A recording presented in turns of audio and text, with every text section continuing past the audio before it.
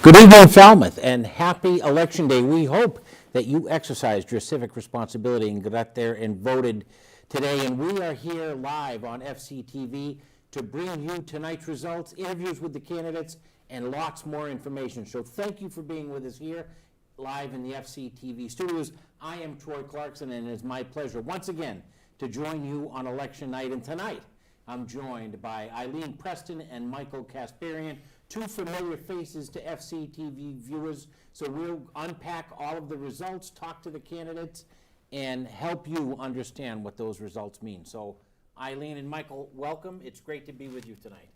Well, thank you, Troy. It was great. I know that Eileen and I, we had our debut together at the last election cycle. Of course, you were noticeably missing because you were out actively campaigning for the sheriff. So it's nice to have you back. It is great to be back, and of course that was quite an eventful evening last November. Yeah. And, so the sheriff says hello to everyone. Well, thank you. In fact, we interviewed the sheriff at the last one, right? We did, yes.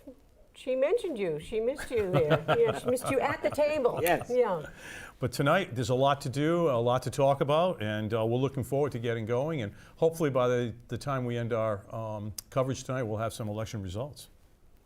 Yeah, so the polls just closed at 8 o'clock, and so we will soon have many results for you. We will have all three candidates for the select board here live in studio starting in just a couple of minutes. There are lots of contested races on the ballot tonight, but the headliner for sure is the one for select board. Yeah, absolutely. So, you know, 2 seats, 3 candidates, 1 incumbent, of course. Board Chair Nancy Taylor running for re-election, and then we also have Rob Dugan and Bob Miscali. As Troy mentioned, all of them will be here. So Yeah.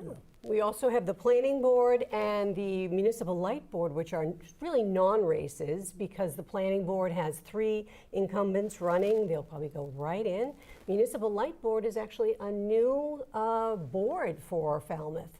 I think there's about 41 in Massachusetts, 41 municipal light boards, but we're going to get one now, and particularly for Falmouth Net is why we're going to get it. They're going to organize around that. So those 5 individuals are going to slip right into those. Those will not be contested races. yeah, and from looking at the names that are on there, people who have been really actively supporting the Falmouth Net, it's people who've been working on this for a long time. So I think it's a good team that's assembled, and it's nice to see that people have been sticking with this process since the beginning to just really see what kind of options can be available for the citizens of Falmouth. It's interesting because the statute under which these folks are being elected has existed for decades.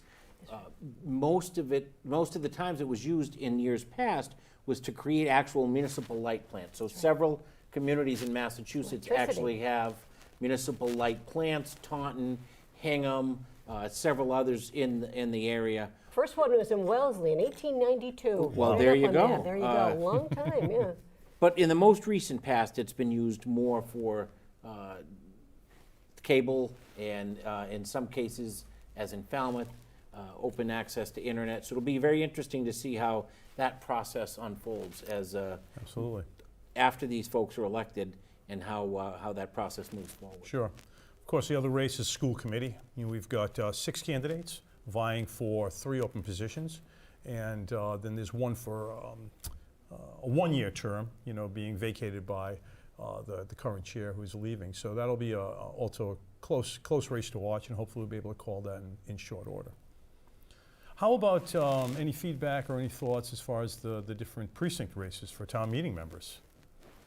You know, Well, I think as always, you see a wide variety of interest. There are typically 9 seats up for election. In some precincts, they're contested. In some, there's just 9 candidates. In some, there aren't enough candidates. And so, interestingly enough, you know, we'll get to this a lot more after the election. But the fact that some of the precincts continue to struggle to get candidates to run may be a harbinger that the community is evolving, and perhaps a more representative form of government like a council manager or a council mayor is appropriate. But there will be a public discussion a couple weeks after the election to start that public dialogue. So certainly lots going on, lots of dynamics. I think with 2 first-time candidates for the select board, that race will really, I think, determine the makeup, the dynamics on that board. Of course, Nancy Taylor is the incumbent. has served this community for a very long time as the superintendent and then as a member of the select board. But this current board has not been without its controversy over the last couple of years with the removal of the town manager and then a fairly controversial process for choosing Julian Souso's successor. And it'll be interesting to see if those dynamics impact tonight's select board race. And so that's something we can talk to Nancy Taylor about when she comes in a few minutes. In some ways, I think it's a bit her race to lose, Nancy Taylor's, because she's the incumbent and because she used to be the superintendent. She has incumbency as well as a lot of name recognition. When she won in 2020, she won across the board in all precincts. A small margin, but she won every single precinct. So that's what she has to do tonight, is all you have to do is win, right? You don't have to, margins don't really matter. So that will be interesting to see. But that time in 2020, she went up against someone who's leaving, who's Sam Patterson. And I think we should talk about him because I think he's been a long time public servant. So he's leaving because of issues around particularly climate change. He was pretty unhappy with the Mayflower wind issue. And, but I think the fact that he's leaving is going to leave a little bit of a vacancy because Sam has worked very hard to keep the public record. He's read the minutes assiduously. We can always count on him for a select board report at the end of the night. He'll tell you what the bike committee's doing because they all have assignments. And in other ways, he's been like his physics teacher. He's been talking to people about the facts, and he wants them to stick to facts when they get there. And sometimes their science is not exactly correct, and he will correct them. So I think he's always been sort of a gentle, but really caring public servant. So that will be kind of a loss there for him. It will be, and it'll be a gain for the municipal light boards, since he'll be joining that as well. Right. But you know, to Troy's point as well, you know, a lot of issues now. We've got a new town manager coming in. We'll have a new police chief coming in. So the select board that is elected tonight, the makeup of this select board going forward, the next 3 years, it's so important to see the direction. They're going to have a lot of things that they're going to have to lead on. There's the affordable housing issue. There's, of course, the wastewater issue, global warming, and everything else on top of, you know, the day-to-day operations of the town. So shoes to fill.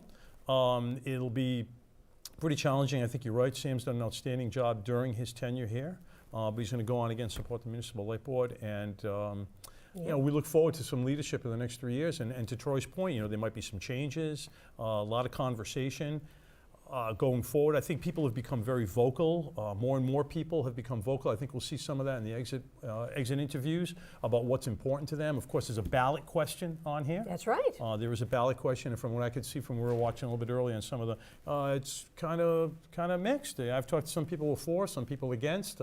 So that's the one I'm really actually most curious about. And we'll see what happens.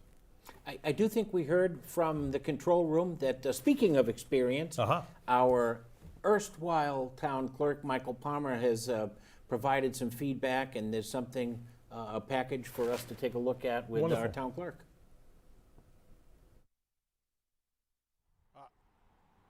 Typically, these 7, 8, and 9 have a lower turnout in general, so those precincts have been relatively slow.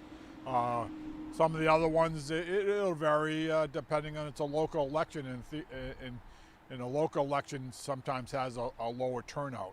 What I'm hoping for in this election is we put a lot of effort into early voting by mail. We sent out an application with the census to see if we can increase the turnout overall. Instead of substituting early voting by mail or coming in person, we're hoping that it increases overall the turnout for the entire election. So we'll see how this comes out. Some of the other towns that have already had elections on the Cape have very low turnouts. So if we see a dramatic increase over, say, our 15 to 20% that we normally get for a local election, if we're getting up into 25, 30, 35%, then we're going to see the effort of us putting out those applications for early voting by mail really was a good idea. And although it adds additional work for the clerk's office and what we do, I think it's well worth figuring out how to get that workload done in order to increase the voter turnout overall, especially with something like we have an override, it's millions of dollars for firefighters. It's real important that we get a consensus on that and not just have a 9% turnout deciding on where we're going to spend money like that. But that is always something that locally, you can call your Board of Selectmen and say you don't like something, or you have input from your real estate tax on the local elections with town meeting members and the Board of Selectmen. They're the ones that are spending your real estate tax dollars. It really has an impact if you go out and vote and get the people you like to have in representing you in the town of Falmouth government. Versus sometimes I don't think you really get the ability to call the President of the United States to tell him you don't think things are going too well.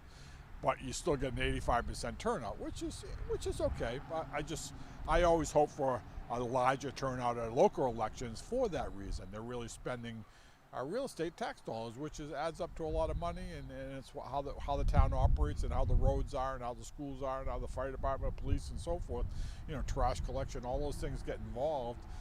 If we're not getting a lot of people turning out, we don't get a lot of input into how we're doing and how we want that to proceed. So. How is today going for you and your volunteers that are working with you? It's going pretty smoothly, and of course there's always little hiccups that you deal with, and we've been dealing with them. As a rule, it's a standard election. Things happen, we correct them, and then we solve the issue, and then we move on. So it's nothing that out of the ordinary for this election. Because it's a slower turnout, and because we put the time into tabulating those early ballots by mail, it's made the election day and the process leading up to election day go a little bit smoother than some of the times when you get a large turnout. There's a lot of hectic. It's very hectic on election day and going up to election. But overall it's been a very smooth day so far. So. And we are back. Thank you to our town clerk, Michael Palmer, for that detailed update on turnout. And it really is all about turnout. Michael talked about the fact that in some precincts, the turnout was lower than others, and we historically see that. Right. Generally, as we've talked about over the years, precincts 1 and 5 have a higher turnout and generally can drive the election result. And speaking of election results, we're happy to welcome here the current chair of the Select Board, Nancy Taylor, who of course is a candidate for re-election today. Welcome, Nancy. We're glad to have you here. Thank you for having me. You're welcome. Thanks for being here. So just before you came on, we were talking about the current dynamics, and there's a lot of passion surrounding this race, which is a good thing. You've served this community very honorably for a very long time as superintendent and now as a member of the Select Board. How you feeling? How was the race? How was the reaction been? The reaction has been very positive, but as everyone sitting here knows, there was a lot of work to be doing as well as campaigning. And so a lot of my focus had to be on the work. I did campaign, of course, but I needed to get work done. And of course, that is always, when you are an incumbent, that's always the balancing act that you have to perform and making sure that you do the job. And right now, with a new town manager search and the active search for the police chief and some of the gaps in leadership that have existed, it's really called on you to step up your game and to really work even harder. And as I know, having had the job for 12 years, it's not really a part-time job. It is not. And these are challenging times. With the administrative changes, and you mentioned the change in the police chief, there's so much work to be done right now, and I'm really hoping that we can have some consistency on the board because the administrative structure is changing. So I'd like to see some consistency. And I really hope that I am elected and can do that work. So continuity because of the police chief going Yes. out, a new town manager, so a continuous chair would be good as far as you're concerned. And I'm wondering about what you would like to see if you're elected, what you would like to really tackle. What would you like to see as your legacy out of all the challenges and issues you think Falmouth faces? Is there something you think, gee, I'd love to have fixed that problem for them? Wow. That's a great question. And I think ideally, the housing crisis. Okay. And I will say that you can't look at the housing crisis in a silo. Because when you're trying to attack the housing crisis, you have to think about wastewater. You have to think about, because you're building density and you're bringing, people in. I would like to see people have the opportunity to live and work in Falmouth. Think about our businesses. We don't have enough people to work. They can't live here. So when you think about housing, you do have to think about wastewater. You have to think about our businesses to make sure that we have people to work in those businesses. You have to think about public safety. So none of these issues, while they're really big on their own, can be seen in silos because they all impact the other one.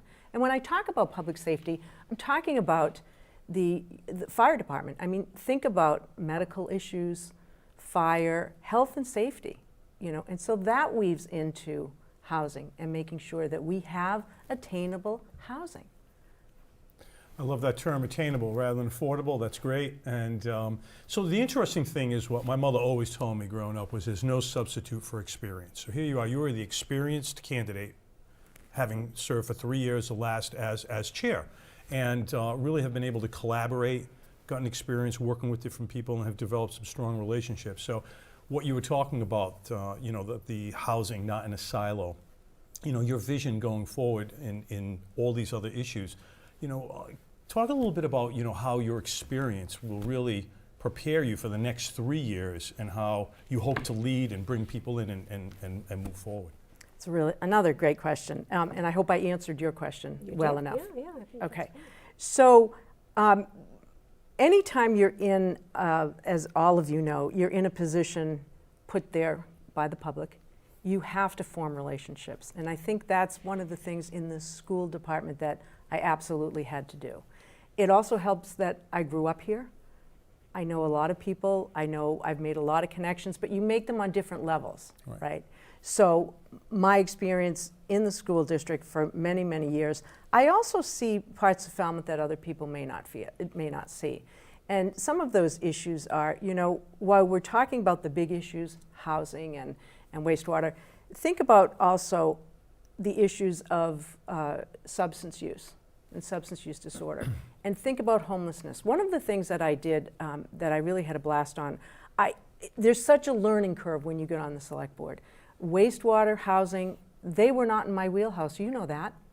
You want to talk to me about special education and IEPs and curriculum, I'm all good. But when you get into this position where it is so different, I went out to the different departments because I needed to learn more about them. So going to the police station and going on shifts with them and doing ride-alongs, you see another part of Falmouth that people may not see. Good point. And we need to look at that as well. And I do have some experience and some connections and some relationships to work with substance use disorder. And we have a great Falmouth Human Services that are working, and they're all very interconnected to work on issues of homelessness. But I think my experience and what I've learned in the past year have really, really helped me. I know more about the housing crisis in this town. I experienced it differently as an adjustment counselor, as a superintendent, than I do as part of a board member, but it still has some of the same flavor. Well, it's very insightful that you point out the business part of it. And you've always been very pro-business and supportive of the businesses, which of course we appreciate at the Chamber of Commerce. And understanding that the impact is that if businesses cannot hire, if people can't live and work in the same town, how challenging it is. And it's just really great to have that support, and we need that support at the select board level if we're all going to work together, and move the team down the field in the same direction. I think we can. I think we can. There's a vision there, and I agree. And I think we can also agree on the goal. We may disagree on the process to get to the goal, and that's okay, but we all have the same goal. absolutely. So that's where the collaboration comes Absolutely. from, in working to getting to that goal, even though, Troy, you might see the process or the path one way, and you might see it very differently, and I might have a third lens. Right. But you can still get there. And that's where the collaboration is so important. And that's key, just your willingness to open up, listen, and then, of course, lead and usher down to that same goal. So, best of luck. I appreciate that. Thank you so much for joining us. We wish you the best of luck, and thank you for your service to this community. And thank you all. I really appreciate it. And I appreciate this opportunity. This is great. Pleasure. Thanks, Nancy. Thank you. I think what we're going to do now is we're going to take a look at what brought everybody out today. So let's take it away with that.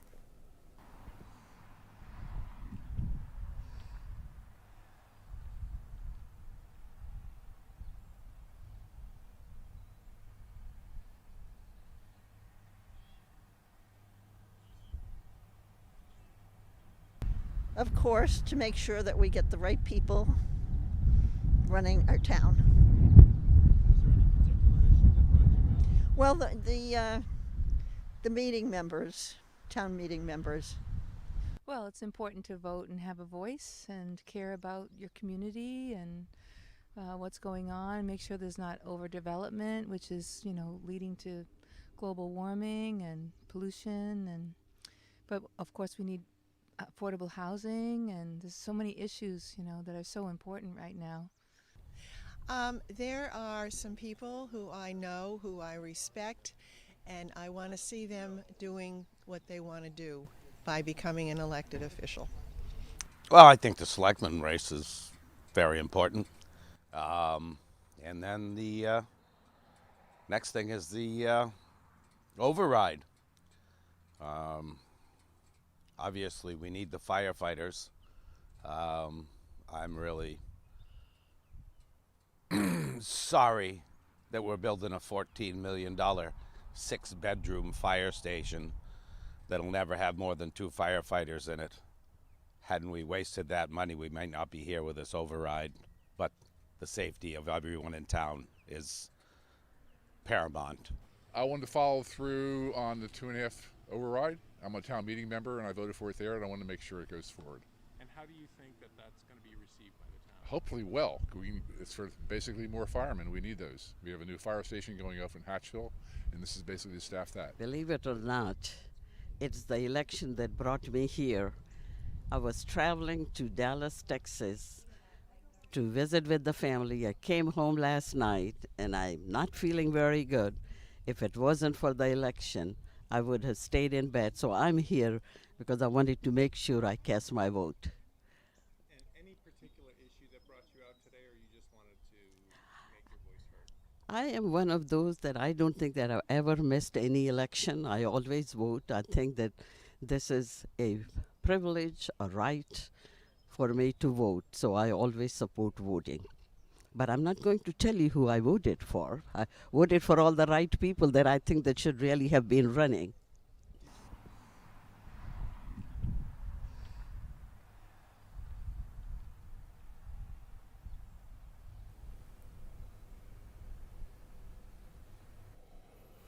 And that's a lot of different reasons why people go out to vote, but we're glad that everybody comes out, and we are joined now with a candidate for Select Board.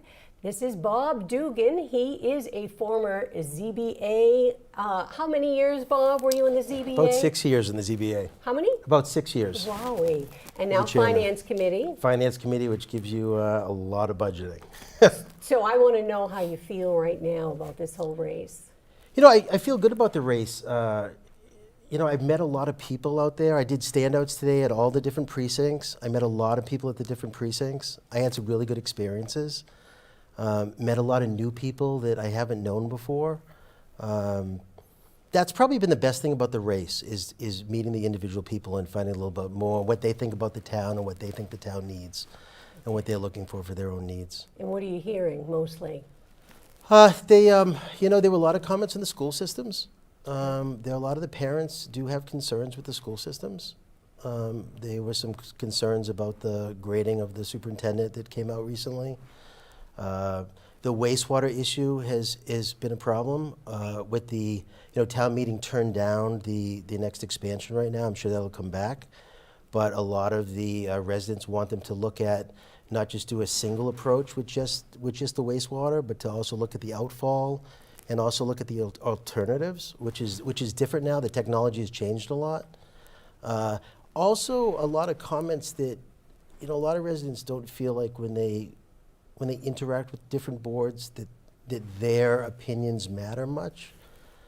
They don't get enough feedback, or they contact different people in the town and don't hear back from them. So they want more interaction in that situation.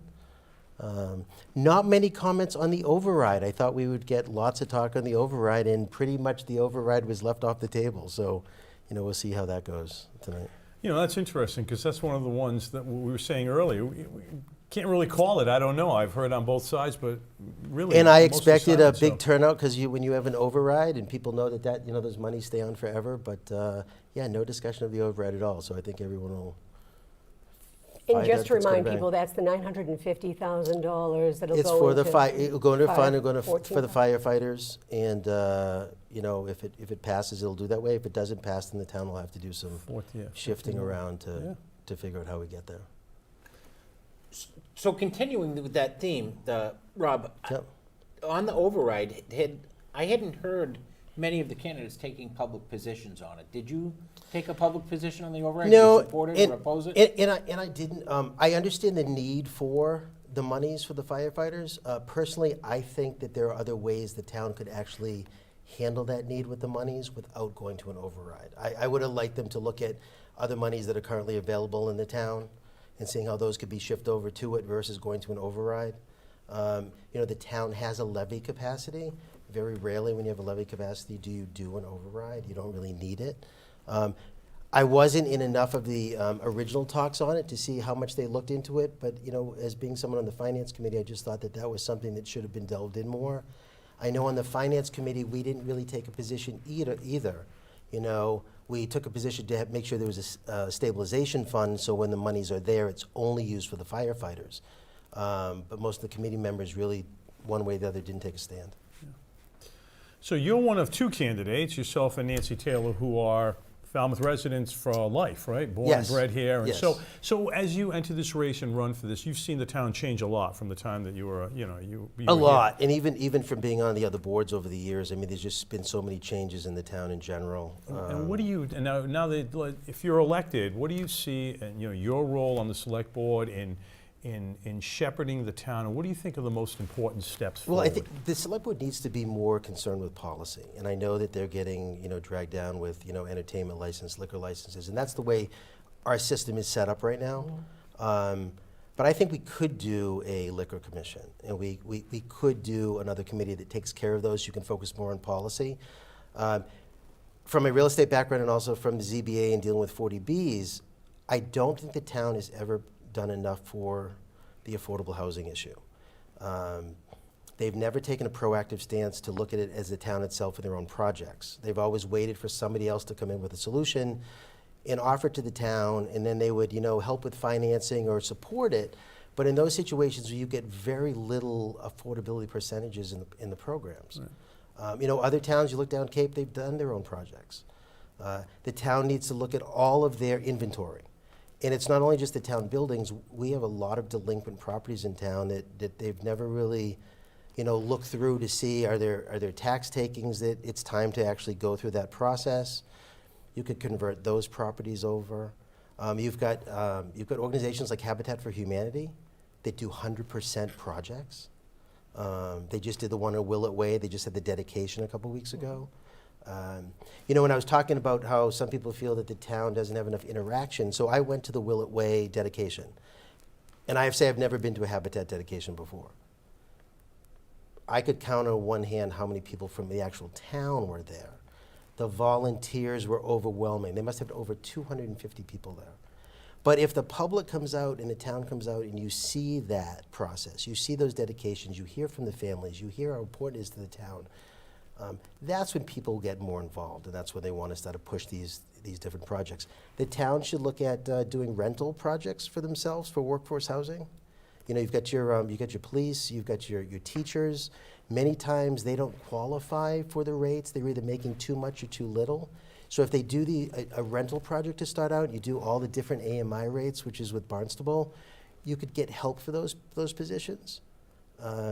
Maybe the EDAC looks at some other situations with the tech park. They're gonna. I read about the police academy, which is great, But the EDIC brings people in the town for an economic base. I don't see any reason they can't do something with workforce housing. So housing is obviously a very important thing, since you've been talking about that, and you see in the role going forward, you see one of those. I think you have to. I mean, the state's called it a crisis. The town has signed on to that. Absolutely. We just haven't afforded it. And you've got, looking at someone that grew up here too, you've got families that their children, their relatives can't live here. You've got a lot of the seniors that can't have their family come back to help them out. And you have, it's so important for the businesses in town. I mean, if we can't get the workers to come to the businesses, and your normal wage is not going to pay for a lot of these rentals in town, it's tough. I mean, when I was on the accessory apartment bylaw committee when we were trying to figure out something for seniors.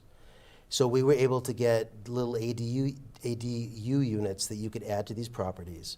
And they were small enough so you knew the rentals would be a lower rate, but it gave seniors the option that they could either move into the smaller unit or the main unit. And have their families. They could rent the other one for either income, or they could have families come down. And it's got year-round, you're gonna have to look at year-round restrictions on properties. Planning board is looking at issues with, there's a big worry right now about Airbnbs.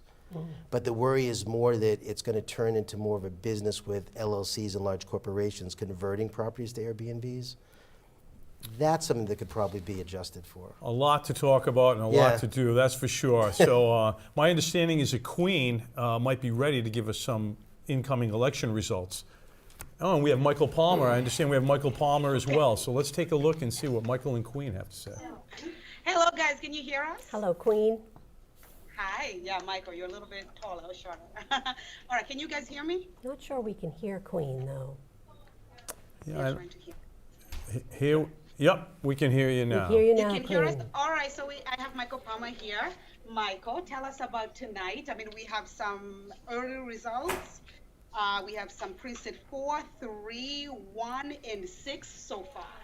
So yeah, they're coming in pretty quickly here. We got 6 out of the 9 precincts that are back. We have somebody bringing in the other 3 shortly, but we also have the early voting ballots we pre-tabulated. So the overall turnout was pretty light, but I'm thinking we hopefully will get to 25%, which in relative terms compared to some of the other Cape towns this season is high. I think Sandwich, for example, had about a 9% turnout. So if we get a 25% turnout, I'm hoping that the impact of early voting by mail and early voting in person, which we put a lot of effort into here, will have paid off in the higher turnout. So, but it's hard to say what any of the results will be. It looks like, Nancy Taylor and Rob Mescali had quite a few votes in some of the precincts I looked real quickly at, and it looked like actually the question was had quite a few votes for yes. So those look like they could prevail there. So any of the other results are still coming in. I won't know until we get tabulate them all together, the early votes and the precinct votes. Do we know how maybe long that would take until we have full results? It's going to be fairly quickly. Within the next 20 minutes, I think we should have the results. We have somebody that go out to 5, 8, 9, which are kind of off of 151, so it takes them a little bit longer to get back. So hopefully we'll have them in the next few minutes. Great. Okay. Great. And we'll be back to you then, I guess. Yes, we'll be back to you then. Thank you, Queen. Can't wait. Thank you, Michael. Wow. All right. All right, so early results, but still, all the hard. votes have not yet been counted, but That's right. early results, I think what the town clerk said is that the override appears to be in the lead with some votes yet to count. And for the headline race for select board, Nancy Taylor and our next guest, Bob Mescali, in the lead, but some votes still yet to be counted. So obviously you walked in, and that was is good news for you, Bob. So welcome. Thanks for joining us. And Thank you for asking. yeah. So how's it going? It's going well. It's been 6 weeks or so of pretty intense getting out there. I've had a lot of good help from a lot of people have been supporting me, speaking me up, telling their friends, neighbors about me, emails out. And it's helped get my name out there. I did have a bit of a name recognition deficit, and I think we closed that deficit pretty well. And overall, it's just been a wonderful experience. Although I think you underestimate yourself a little bit on that, because I know you were incredibly involved in the Falmouth Rotary Club, Club of Falmouth, as well as the town's representative on the Cape Cod Commission.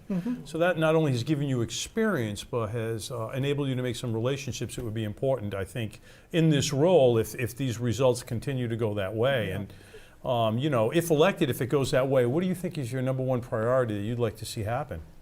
Mike, it's so hard to pick one. I mean, everybody's top of mind housing, and clearly that's, on everybody's mind, how we go about it. And just, I'm on the Falmouth Housing Authority as well, so I'm very familiar with the need for affordable housing, but we need workforce housing, community housing, housing for, the young couple that are, not eligible for all of the different programs that are out there. We need to, have some smart, development that can provide those types of homes, either market rate rent, market rate sale, maybe with some down payment assistance. Some of the other towns on the Cape are really, a little bit ahead of us, I think, in coming up with some, innovative and novel ways to try and attack this housing problem that we have.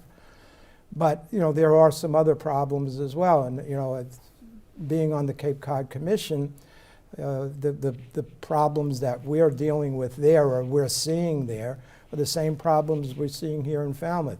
In addition to housing, we've got climate change, we've got wastewater issues, we've got affordable daycare and pre-K services. All of those issues are going to be very important. But I'd have to say, next to housing, it would be coastal resilience. I think the town did a good job in 2021 when Troy McCaffrey and his committee, prepared that report. But the report needs to be looked at, and I think some of the other neighborhoods need to be assessed for what their potential damage is. I think it was at the League of Women's Forum that I used the analogy of a junk drawer. And I think I remember it well. And I think the in fairness, I actually stole that from Father Steve at St. Anthony's. He used that in one of his sermons, and I made note of it as soon as I got home. But I think that not through any malfeasance or bad action did these things get put aside. There just were other, issues that seemed to be more important. But I think the time has come for us to start looking at some of these other issues and solutions, or possible solutions that have been put away, need to see the light of day and, dust them off a little bit. The ocean outfall, right? 10 years ago or whenever it was, it wasn't something we were, really excited about. And now, we're talking about it. And same thing with a number of other issues that have been in town that have got kicked around a little bit. Look at urine diversion and that whole thing, and what 10 years again or so there was not a real interest in it. I think we had 10 people that were interested in it. Now people are talking about it. It may not be the absolute solution, but again, we're starting to talk about these things. And if I am elected, I certainly want to try and bring these things back and get a new look at them. So I've had the pleasure of getting to know you, Bob, during your time in Falmouth. We've talked, the other two candidates, and now with you a little bit about the issues, and I think there's a consensus on what the most important issues are. So I'm going to switch gears a little bit and ask you a personal question. You came here many years ago, more than a decade ago, after a very successful career as an attorney and in public service. You could have put your feet up and read a book and relaxed and gone to the beach, yet you dove right in, got on several boards, now serve on the Housing Authority and the Cape Cod Commission, and now are a candidate for the Select Board, the highest elected office in town. I guess my question is, why? What drives you to still want to be part of the mix and part of the solution?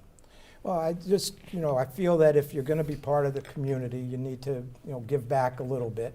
And certainly being somewhat new to the community a little bit over a decade ago, I was looking for, avenues to get involved. And, there are so many potential avenues here in Falmouth. I mean, we have hundreds and hundreds of volunteers, and we should always thank them for all the good work they do. And again, if I'm elected on the select board, as the current board has done, I think they've made very good efforts in thanking their committees and working with their committees. But the one avenue I chose, as you know, Troy, and Michael's a Rotarian as well, is joining the Rotary Club. And it's a little trite, but service above self is their motto, what they live by, and I've tried to do it in my professional and public life as well. And in addition, my wife's still working, so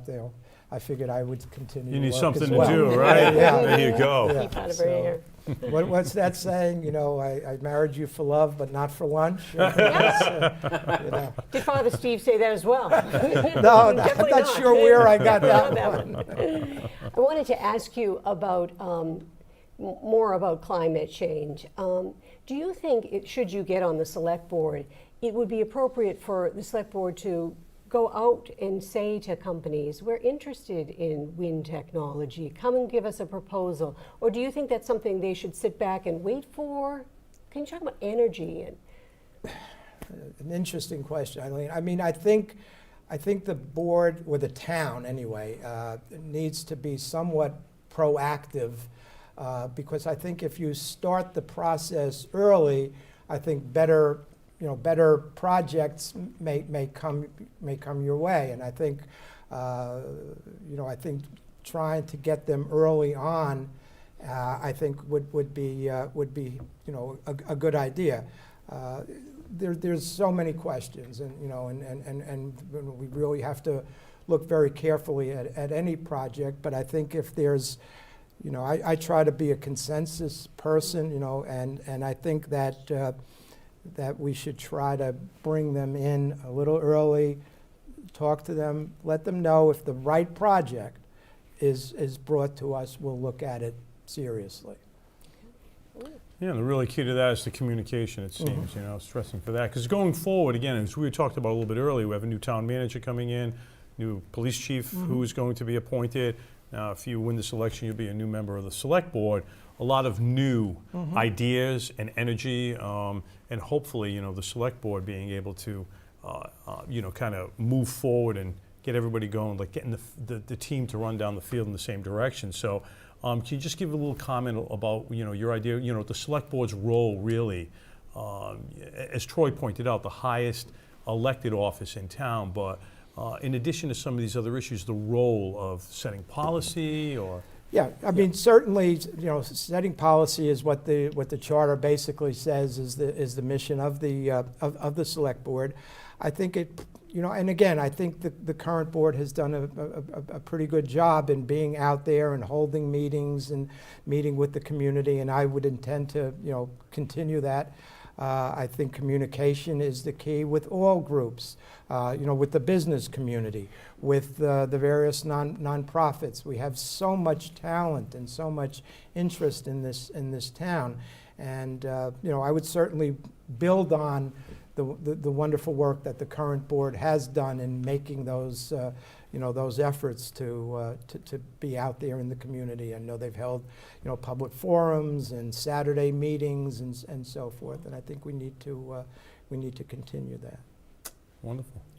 Yeah. Well, Bob, we thank you very much. We wish you the very best tonight. It sounds like, as Town Clerk Michael Palmer said, the early results look positive. So I will go home and stand by watch the TV. FCTV live. Absolutely. I have all of my family all over watching it on the computer. All right, here we go. FCTV.org, and we have the annual meeting coming up in May for FCTV. That's right. So Indeed. We'll Wonderful. certainly be there and support FCTV and appreciate all the good work they do Wonderful. and all the wonderful work the three of you do. Thank you. Thank you. Thank you, Bob. Thank you. And so we've heard from the candidates and from the town clerk that success in an election is all about turnout. So some of our FCTV staff did put together a package on turnout, so let's go to that. It's been very slow today. This is probably one of the slowest 3 days. I've been working the polls for probably 35 years. And I think this is probably going to be the third slowest. And why do you think that is? There's not a lot. There's only one question on the ballot. And that's what usually brings people out is the questions. And then there's only one, and that's on the fire department and hiring the people. And it's a very important, and I think we need them. So you know how I voted. And then there's a lot of people up for re-election with nobody contesting it. So I've got like 3 people for re-election, and they're the only 3 on the ballot. So it's not a lot there to bring people out. Actually, I've been surprised because I've only worked a few elections over the years, but for a local election, it's a fairly good turnout. Plus, we have a number of early voting ballots that we've counted in there. So I was quite surprised at that, but Falmouth has always had, especially Precinct 1 here, has always had a pretty high turnout compared to other towns and other precincts. And what about the ballot question about the override for the firefighters? Do you think that people have been coming out in support, or is that bringing people to the polls, do you think? Well, I haven't actually polled anybody or thought about it that much, but I assume that's the positions for the new firehouse, if they can find people to fill the positions. That's the biggest challenge, I would suppose. Anything else surprise you about today? No, just the turnout. I didn't think there would be that many, because I know typically any town, the local elections only turns out, 15-20%. And I'd have to say, based on what I've seen so far, that we're going to exceed that. I always vote. I've voted since I was 18. Haven't missed a one. And why do you think it's important for other people to do the same? To get involved. And if they don't like something and they didn't vote, they don't complain. And that's how it is. Was there any one particular issue that brought you out today? Not really. No? Just the fact of voting day. Yeah. And And force I have it. What do you think the turnout has been? No one historically low. Probably very low.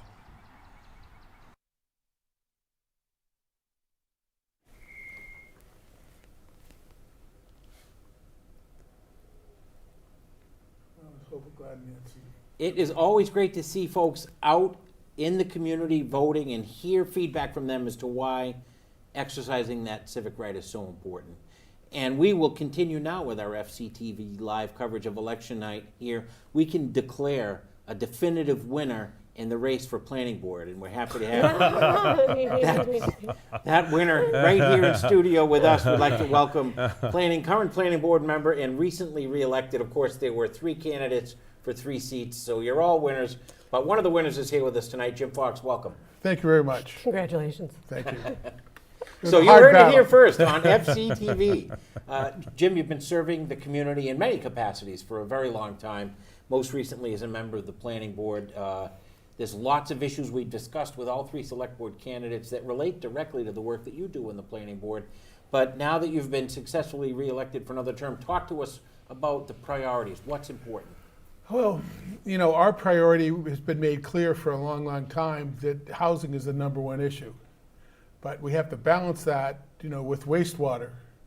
And that's the real challenge. And the board has worked hard, and I've worked really hard on housing issues. Especially, we had a big housing summit, I don't know, maybe 8 years ago, and it was identified there was 3 areas of low-hanging fruit that were identified. And the first one was the accessory apartment bylaw. And I personally took that on as my responsibility as chairman at the time to get that done. And then the next one was the multifamily district. And I also worked on a committee with 2 other members, both Charlotte Harris and John Drewley, to craft and push that bylaw through. And we last year, we brought that through. And we're actually thrilled that it seems to be working there. We've gotten word that some of the property owners in the plaza area Kimco in particular, that owns Staples and Friendly's, has working through the Cape Cod Commission and is bringing through a proposal for 150 plus units that are going to be built on a paved parking lot where you don't have to cut down any trees, that has public transportation available to it and on the sewer. And when we developed our local comprehensive plans years ago, that's where we decided to put our focus on those areas, and we worked really, really hard at it. And we were really wanted to, I mean, everyone wants to build housing, and sometimes it can be, oh, take the path of least resistance, and we have all this land out in eastern Falmouth and away from the center of town, and it's easy and cheap to build out there. But it's expensive to bring infrastructure out those areas. And one of the things that we've learned on the planning board over the years, we go to seminars and trainings, and they talk to us about smart growth and urban sprawl.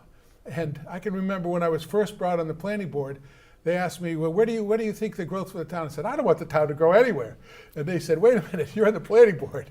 Your job is to figure out how to do this, not to tell us what. So we really studied it. And we looked at where the water came from in town, what the most important things for our resources were.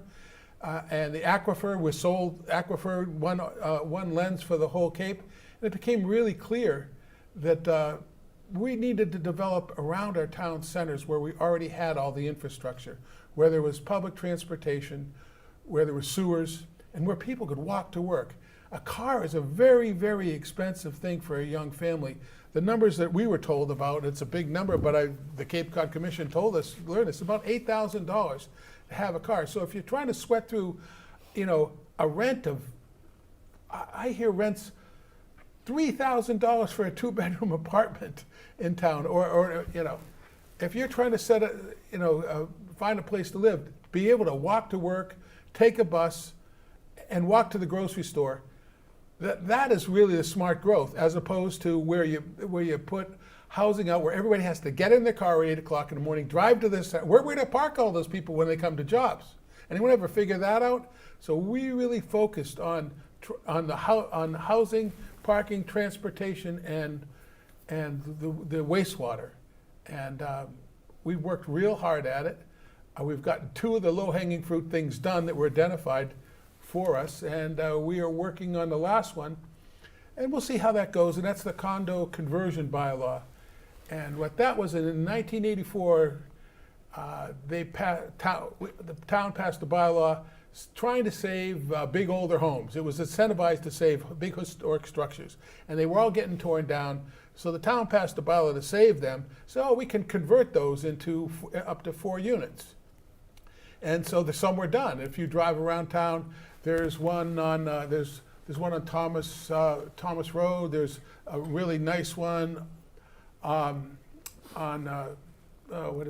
Clinton, near Clinton and Scranton, where they took the big old house and it's been 4 units. So, I think that bylaw has a chance. So what I like about all those features that we're talking about, they're not done with public money.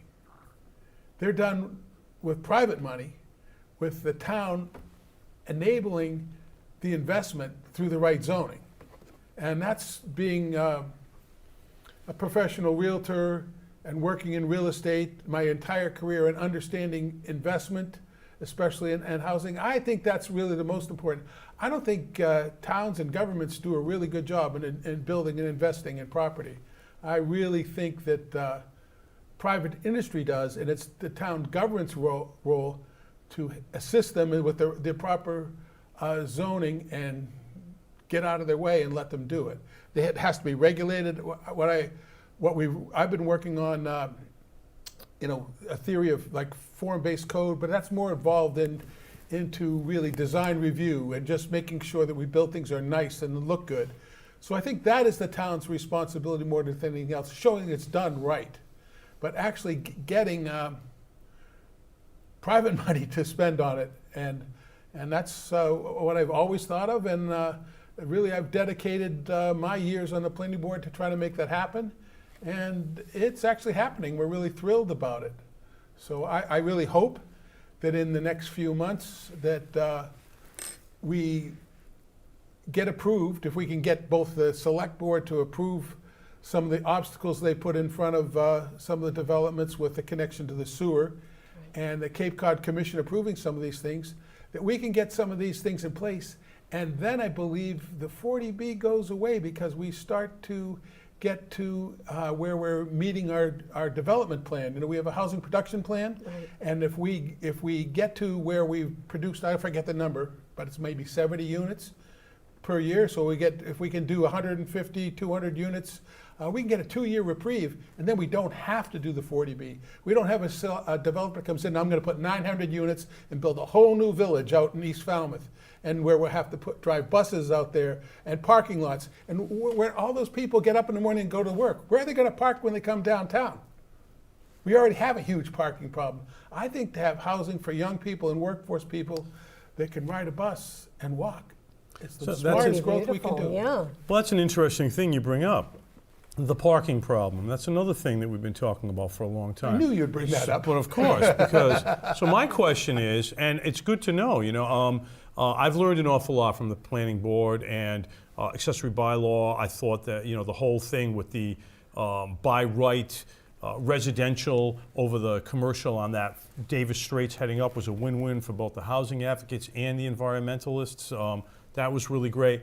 Parking. So now there's challenges to, in particular, there's a restaurant that wants to come downtown, and they're going recently before the ZBA, and they may not have the votes to be able to bring in a restaurant because parking is an issue. So what does a town have to do? I know, Ed DeWitt headed a group that came up with a parking study. The Chamber of Commerce has proposed everything from adopting that to as severe as a parking garage, which of course I know people freaked out about that. But so when is something going to get done? What's going to make sense? Because, you know, that's stopping growth, smart growth. So what you're talking about, makes a lot of sense. You want to be along public transportation, along the sewer line, already in densely populated areas. What are we going to do about the parking? Well, first of all, just to backtrack on what I said, building housing where everyone has to jump in their car and drive downtown isn't going to solve the parking problem. Absolutely. Okay, I think public transportation is important. And, you know, our parking in the summertime, it does get tight. But, you know, I think we can absorb it. I think buses, shuttle buses to the schools, there's many, many things that can do it. You know, our schools are empty in the summer. We could have vans doing it. I think if you push it onto the entrepreneurs, they'll figure out a way. I don't think we should build more parking. I think we should incentivize ways to have it done, but we'll survive. Well, you know, and that to that point, going back to what the Ed DeWitt's group came up with was wayfinding was exactly what you were talking about.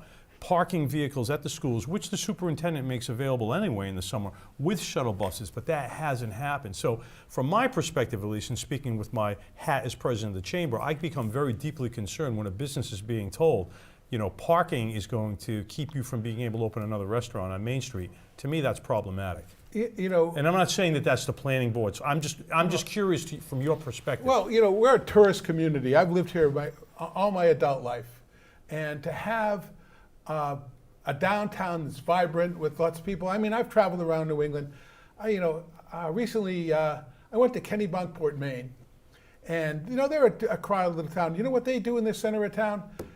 They'd turn their entire downtown, what would be Town Hall Square, into a giant area, and they have live music in the center of town, and people find parking spaces. They come in for buses. They find their way there. We have a huge empty lot off Depot Street that I live really close to it. I've never seen it full. I've never seen it used. There's a lot of different parking around town. Our shuttle bus from there traveling, maybe more. When I was on the EDIC, I was the first proponent to turning that great big land they had there into a parking area that's, you know, that we have this. So there are areas right near the center of town where that can happen. The trouble is some of them should be built on with housing too, but that's a balance we have to figure out. Sure. But I think, first of all, building our housing where you don't need cars is probably the smartest thing we could do, as opposed to building where everyone has to get in their car at 8 o'clock in the morning, drive downtown and find another place to park. If we think we have a parking problem now, I think that'll just exacerbate it and get it worse. Jim, I don't think the public knows how hard a planning board member works. How many years now that you've been re-elected today, how many years have you been on the planning board, and how much site visits, how many hours do you put into it? I would say it varies on the hours, depending where it goes. But on a weekly basis, it depends what goes on. But it can be as much as 5-6 hours a week. Wow. Okay. Volunteer, no pay. There you go. But you also but there's also 2 or 3 hours of preparation for that time, and but it's challenging.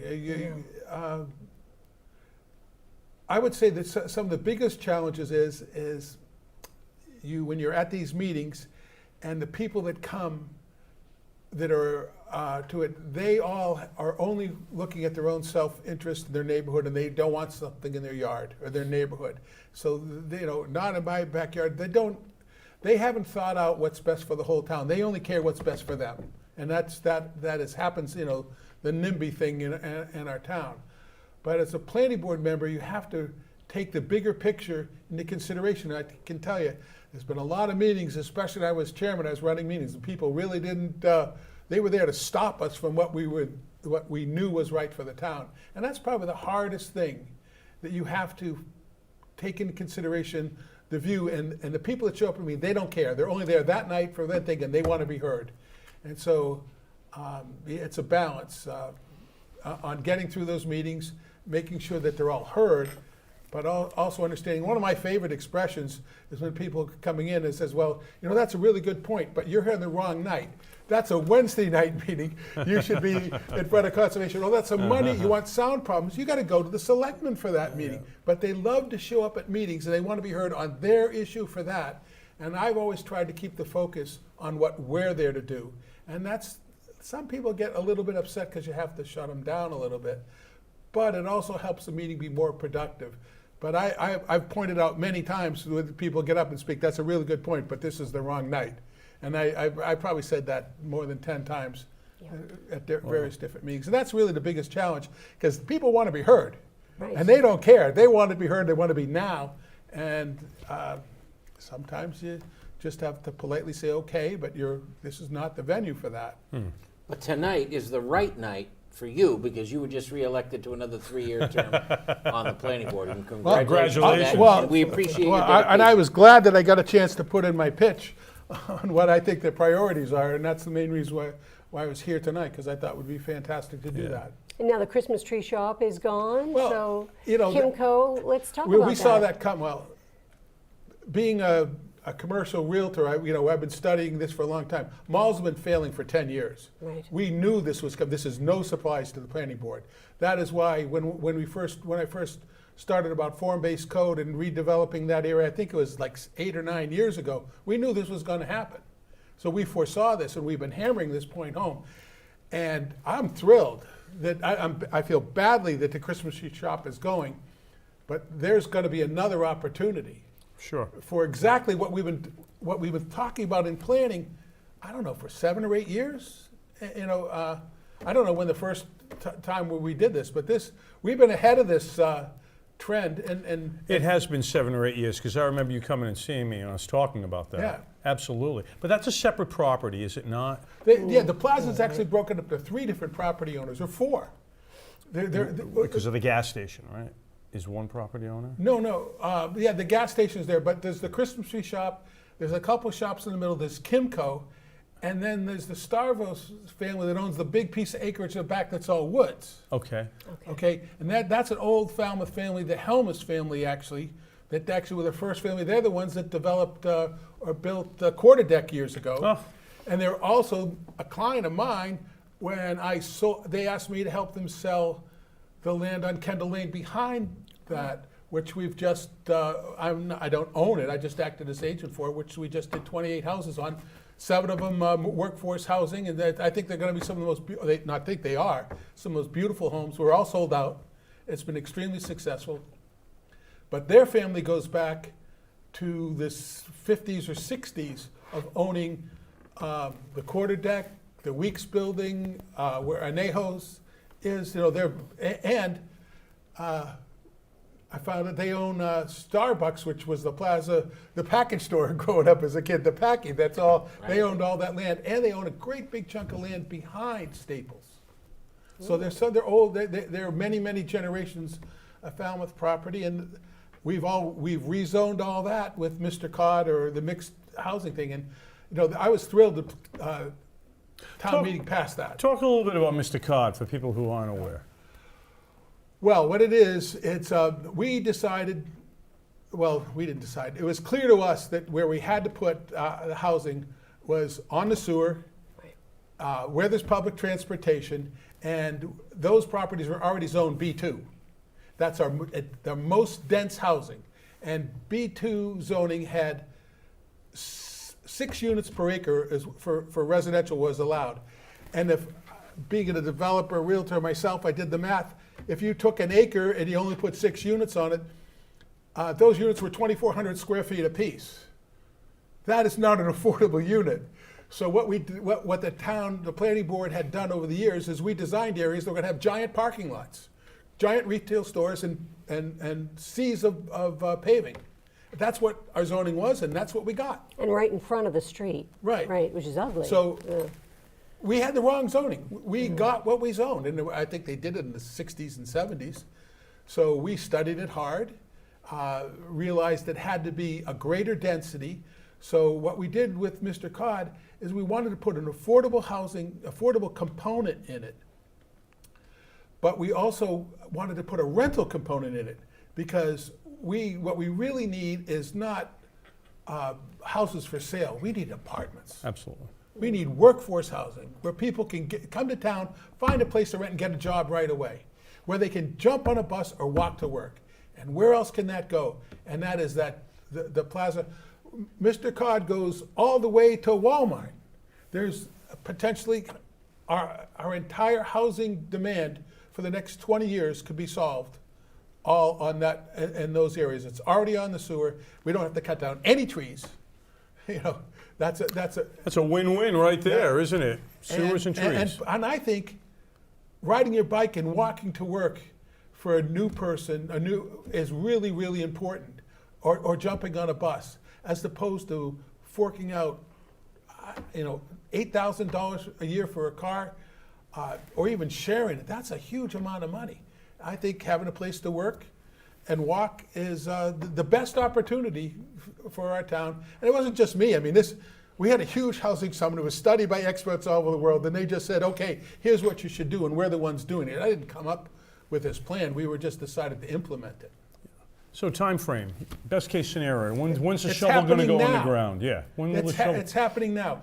If the selectmen would stop putting up roadblocks and stop in Kimco and help them, the first thing they did is, they want to charge them $1 million to tie into the sewer. The reason why we picked those areas, because you didn't have to charge them money to get in the sewer, and they came up with, I think, to uplift the pump station, and they got to modify the sewer plan to actually deal with it. So right away they start putting roadblocks in front of the development. I think we're going to make a way to find it happen, and just make sure they do it the way we want, and make it look good and serve our needs, and have the town invest in it.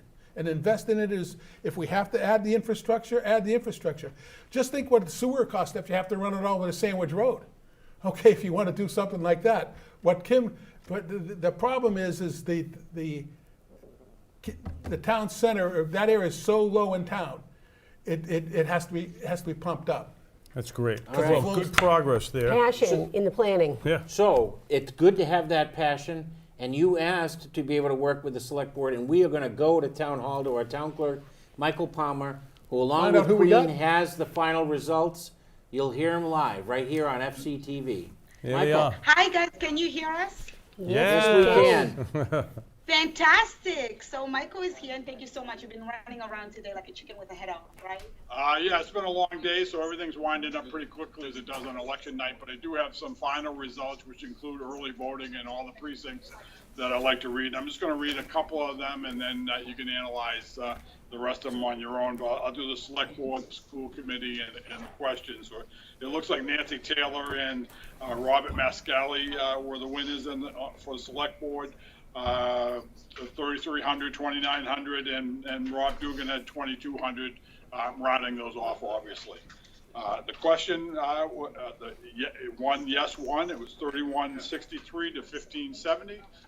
So the override did pass. And then the other race that I did want to update you with was the school board. And it looks like Christopher Lumping was the overall winner with 2645. And real quickly scanning down, it looks like Terry Ann Medeiros with 2534. And then Susan Kinchel Augusta rounding out the three positions with 2278. So there's quite a bit of other ones on here. Courtney Bird looks like he received the 3-year term on the municipal light board, and there's actually, and again, there's a lot more to be analyzed with that, but they all wanted just to remember the number of years they were elected to. So I'm going to turn you back to here and let you analyze the stuff yourself, so I can wrap up what I need to do here. Thank you so much, Michael. All right, thank you. Have a good night, guys. See ya. All right, Long guys, do you have day, any long day for questions? Michael, and boy, he got those results to us pretty quickly. Well done. Yeah. And let me say, I know I'm biased. Michael Palmer has been a friend of mine for a long time, but he is widely respected throughout the Commonwealth as one of the finest town clerks that we have, and we just saw why. Just not only Michael, but his team in Town Hall, the wardens in every precinct. It's just a professional operation. Absolutely. That do an outstanding job. And in this era, when people question elections, the integrity of Falmouth elections are always in good hands with Michael Palmer. Absolutely, you're right on that. So we now know who our select board members are now. It's the chair, Nancy will return, Nancy Taylor will return as chair, and Robert Mascali, who actually, a bit of a dark horse because he's not native to Falmouth. He has managed to win the race, right? And then school committee, which we didn't talk about much, but we should probably talk about that now. There was a lot of change happening for school board. We had a chair who decided to leave a year early. We had the vice chair who decided she doesn't want to run anymore. Her term expired, and a third who said their term has expired. They're not interested anymore. So the school committee is going to have a lot of new members now. Yeah, and interesting, you know, Susan Augusta coming back after having served on the school committee in the past. So she brings some institutional knowledge and worked very diligently when she was on the school board in the past. So again, with Terry Medeiros winning re-election, you're going to have two experienced people staying on that school committee, along with Chris Lumping. So that's good news, I think, for the school committee moving forward and tackling the challenges. Again, we talked a lot about housing. We talked a lot about challenges. We have a declining enrollment in the schools. We were talking earlier about the students that are heading up to Upper Cape and the need. So hopefully what's going to be able to happen is the superintendent will work closely with these folks and continue to keep our education program moving forward. So I'll go back to the select board race. Interesting. I'll take a different perspective, Eileen, on the select board race. I didn't see Bob Mascali as a dark horse, and actually Michael and I talked about this earlier today. He not a native, as Nancy and Rob Dugan were, and I know the foundation of Mr. Dugan's campaign was that he was a native, but Bob, I think, had a very good organization.